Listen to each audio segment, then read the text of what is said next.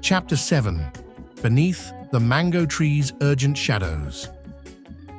In that sun-soaked Jamaican village, where the air smelled of ripe mangoes and secrets whispered through the swaying palms, Betty and Alvin leaned on Margaret's kindness.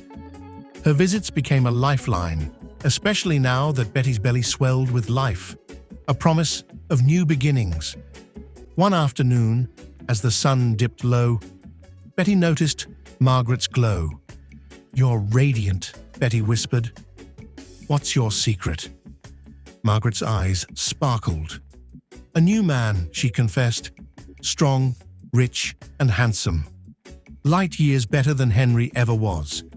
Betty's laughter danced like a breeze. "Margaret," she said, "you deserve happiness. We all do." Margaret's gratitude shimmered in her tear-filled eyes. "Thank you, Betty."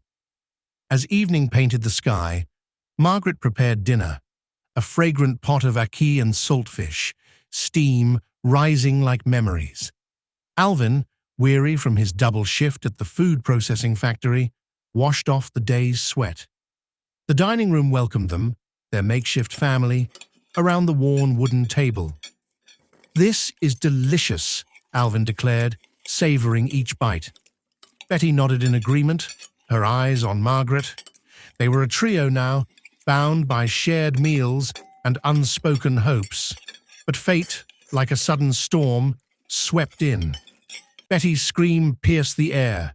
She clutched her stomach, doubled over in agony. Blood stained the floor, and panic clawed at Alvin's chest. "What's happening?" Alvin's voice cracked. Margaret, her face pale but resolute, sprang into action. "Towels!" she shouted. "Get towels from the cupboard." Outside, children played, oblivious to the drama unfolding.